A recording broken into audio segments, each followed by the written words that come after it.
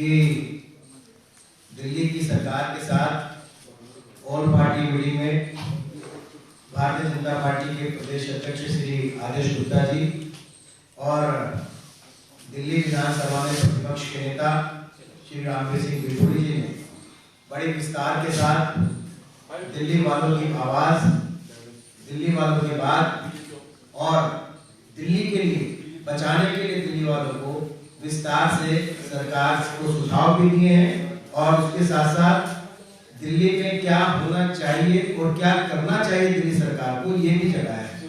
मैं इसी संदर्भ में श्री आदेश गुप्ता जी जो हमारे श्री प्रदेश अध्यक्ष से निवेदन करूंगा कि आपको संबोधित करें। श्री आदेश गुप्ता।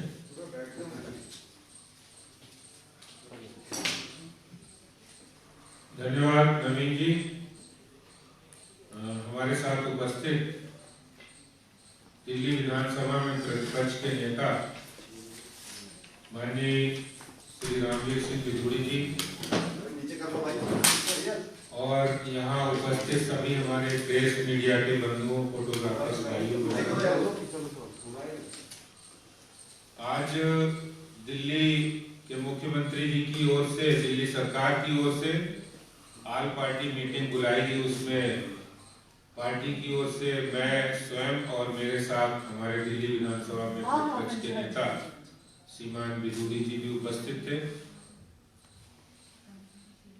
जो मुख्य बात हम लोगों ने कहा है कि दिल्ली के अंदर आज कोरोना की तीसरी बड़ी लहर जो इस समय आ रही है और लोगों को बहुत दिक्कत हो रही है। ये बात पहले से ही ऑल इंडिया मेडिकल इंस्टीट्यूट के डॉक्टरों ने, नीति आयोग के विशेषज्ञों ने दिल्ली सरकार को आगाह किया था कि नवंबर में इस तरह से कोरोना के केसेस बढ़ेंगे। उस समय दिल्ली सरकार को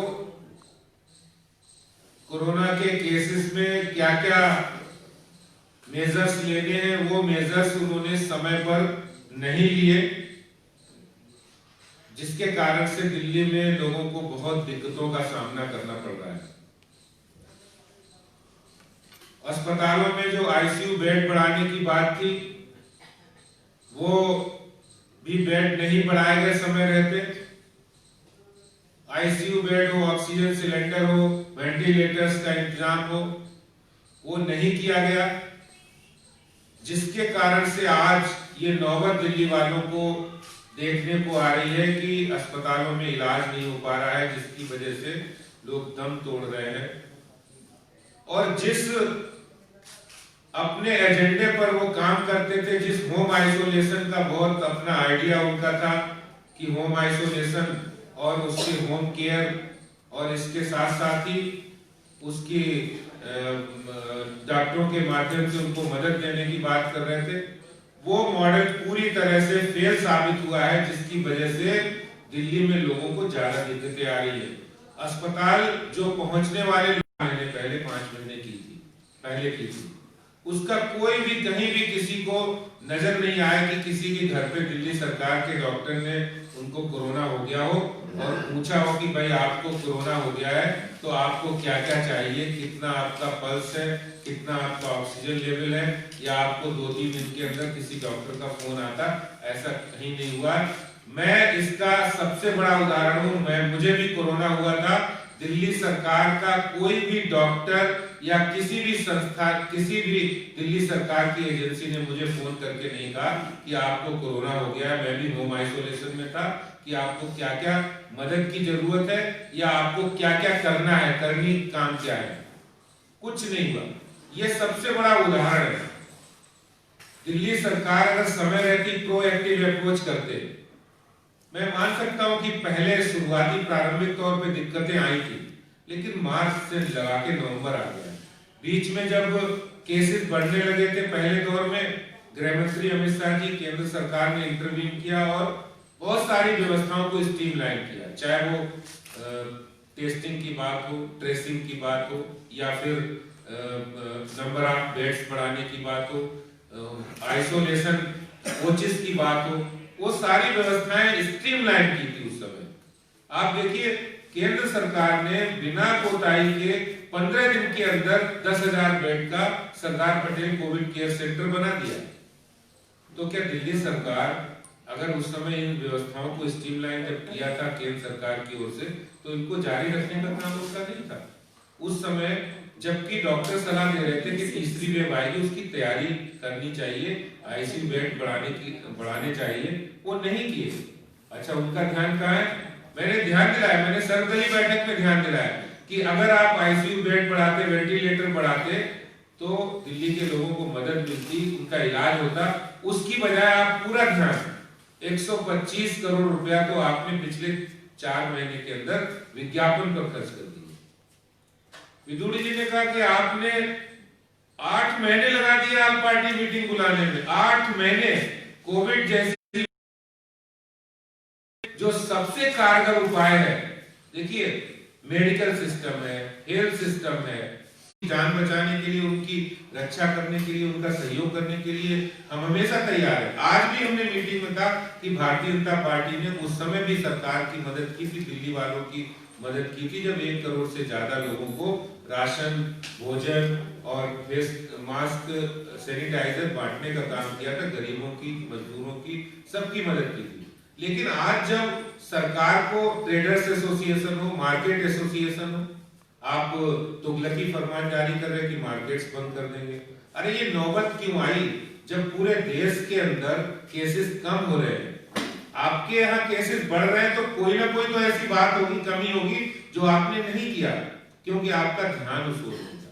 अगर ध्यान और इच्छा शक्ति होती तो ये नौबत नहीं आती। आप देखिए पूरे दिल्ली के अंदर जब पूरे देश के अंदर 646 पर लाख इन्फेक्शन रेट है, 646 लोगों को 1 लाख में इन्फेक्शन हो रहा है। दिल्ली में 1,1641 लोगों को हो रहा है। दिल्ली के अंदर, देश के अंदर डेथ रेट 9.5 है, दिल्ली के अंदर 25.9 है। लगभग इतना बड़ा 250% बढ़ गया।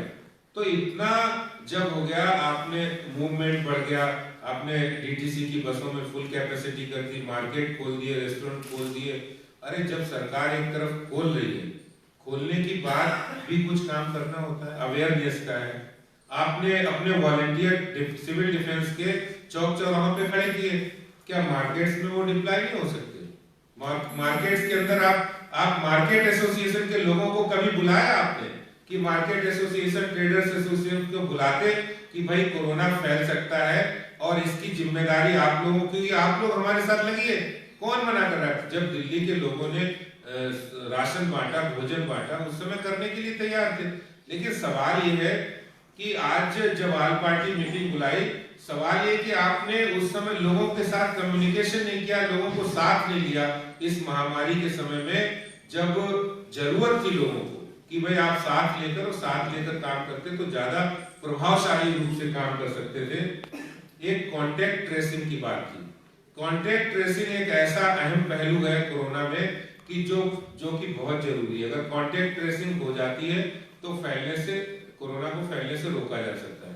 और उसमें पूरी तरह उनके आंकड़े भी, जो उनके आंकड़े उन्होंने हमें रिपोर्ट दिखाई, उनके आंकड़ों में भी कांटेक्ट ट्रेसिंग में पूरी तरह विफल रहे। अगर कांटेक्ट ट्रेसिंग में हर कोई मदद करने के लिए तैयार।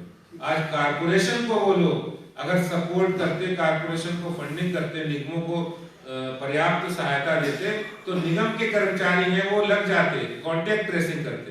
लेकिन सवाल ये है, जो सबसे बड़ा सवाल है कि सरकार की इच्छा शक्ति में बहुत बड़ी कमी है। उनकी इच्छा शक्ति, उनकी जो कार्यप्रणाली है कि आप प्रचार कर दो, विज्ञापन कर दो। उत्तराखंड में जा रहे हैं, कह रहे हैं कि बाइक एम्बुलेंस हमने लगा दी है, मोहल्ला क्लिनिक हमारे काम कर रहे हैं। मैंने कहा आपका इंटरनेशनल मॉडल आपने मोहल्ला क्लिनिक का प्रस्तुत किया, आप बता दीजिए मोहल्ला क्लिनिक कहाँ काम कर रहे हैं? कहीं ऐसा हो कि जहां मोहल्ला क्लिनिक हो और वहां पर टेस्टिंग हो रही हो। तो इस तरह सिर्फ बातें करने से काम नहीं होगा, वरन जमीन पर अगर कोई काम आप अच्छा करेंगे तो जरूर हम साथ देंगे। और केंद्र सरकार की बात भी, केंद्र सरकार की ओर से पहले भी कदम उठाए गए, अभी भी दोबारा से 750 DRDO के द्वारा आईसीयू बेड्स 10,000 बेड का जो कोविड केयर हॉस्पिटल बनाया, वहां ऑक्सीजन सिलेंडर युक्त बेड हो गए हैं। अभी शकूर बस्ती रेलवे स्टेशन पर आइसोलेशन कोचेस स्टार्ट हो गए। 90 से ज्यादा मरीज कल की रिपोर्ट थी वहां जा चुके हैं और भी लगातार जा रहे हैं, क्योंकि केसेस बढ़ रहे हैं, लोगों को कहीं एडमिशन नहीं मिल रहा, तो जहां पर जगह होगी वहां जा रहे हैं।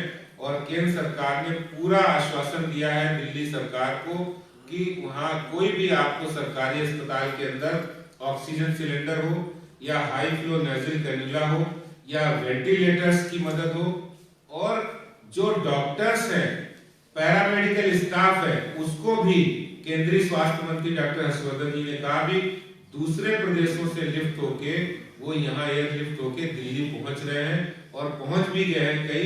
तो पूरी तरह से केंद्र सरकार दिल्ली सरकार की मदद कर रही है और दिल्ली के लोगों की जब रक्षा करनी है, जब कोरोना से बचाना है, तो ऐसे में मैंने मुख्यमंत्री साहब को, मेरे साथ हमारे नेता विपक्ष ने भी कहा है कि पूरी तरह से हम दिल्ली की जनता के साथ हैं और उसमें कुछ भी हमें करना पड़े, हम चाहे अवेयर करें कोरोना को लेकर या अवेयरनेस कैंपेन चलाएं, वो भी चलाएंगे।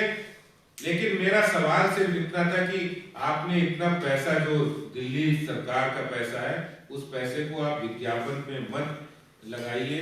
दिल्ली की जनता के लिए वेंटिलेटर्स खरीदिए, आईसीयू बेड्स का इंतजाम कीजिए, पॉल्यूशन को कम करने के लिए एंटी स्मोक टावर लगाइए। ये सब काम करते तो आज ये नौबत नहीं आती। इन सब बातों को लेकर हमने अपना प्रोएक्टिव अप्रोच उस ऑल पार्टी मीटिंग में रखी है और उनकी कमियों को भी बताया है। और ये बात सही है कि ये समय राजनीति करने का बिल्कुल नहीं है, दिल्ली के लोगों की जान बचानी है। इसमें भारतीय जनता पार्टी दिल्ली वासियों के साथ है। बहुत बहुत धन्यवाद। आदेश जी, आज मास्क का जुर्माना बढ़ाकर 2,000 कर दिया गया है, क्योंकि हाईकोर्ट ने भी इस बारे में फटकार आज दिल्ली सरकार को लगाई थी। क्या आपका रिएक्शन है?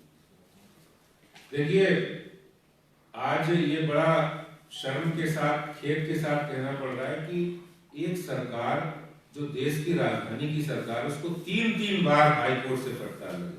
कोरोना के मामले में 3 बार लगी है, पॉल्यूशन के मामले में 2 बार लग चुकी है। लेकिन सरकार की जो कार्य प्रणाली है वो इसी बात से दर्शाती है कि वो कान में रुई लगाकर और हाथ पर हाथ रखे बैठे हैं। उनका काम है प्रेस कॉन्फ्रेंस करना, प्रचार करना। वो ये सोचते हैं ये काम करने से हमारा काम पूरा हो जाता है। आप 500 से 2,000 करना ये बिल्कुल गलत है। आप लोगों को अवेयर करिए। मार्केट्स के अंदर 500 सफिशिएंट है। आप वहां पर जाके मार्केट्स के अंदर अपने वॉलंटियर खड़े कीजिए, सामाजिक और ट्रेडर्स एसोसिएशन का सहयोग लीजिए। मार्केट्स में लोगों को रिस्ट्रिक्शन हो, 500 रुपए पर्याप्त राशि, 2,000 करना बिल्कुल गलत है। इस तरह के तुगलकी फरमान, इससे दिल्ली की जनता में पहले ही जो आपके सिविल डिफेंस के लोग हैं वो पहले से ही रिश्वतखोरी कर रहे हैं, लोगों से जबरन फोटो खींचकर ब्लैकमेल करके उनसे पैसे ले रहे हैं, कोई वो चालान में नहीं कर रहे हैं। तो ये जो सिविल डिफेंस का काम है, अवेयरनेस का काम है, वो अगर इस तरह से इन्फोर्समेंट करेंगे तो इससे दोनों तरह माहौल खराब हो गया। जब तक कम्युनिकेशन, मैंने आपसे कहा संवाद कार्यनीति इस महामारी पैंडेमिक के समय सबसे कारगर है, चाहे वो पॉलिटिकल पार्टी के साथ हो, चाहे वो सोशल ऑर्गेनाइजेशन के साथ हो। दिल्ली के लोगों को बचाना है तो संवाद कार्यनीति से काम करना है। जो मीटिंग में